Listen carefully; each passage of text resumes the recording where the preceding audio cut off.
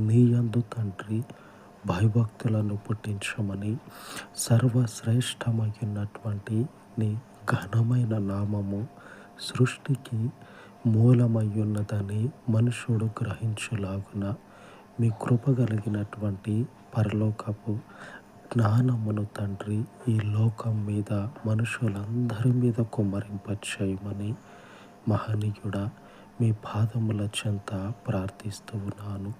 మీ పరిశుద్ధతను బట్టి వేడుకొనిచి ఉండగా మనుషుని యొక్క దీపమును వెలిగించిన నీవు మీ ఘననామమును బట్టి ఈ మనవులను ఆలకించమని యేసుక్రీస్తు శక్తి కలిగిన నామమున ప్రార్థించి వేడుకొనిచి ఉన్నాను తండ్రి.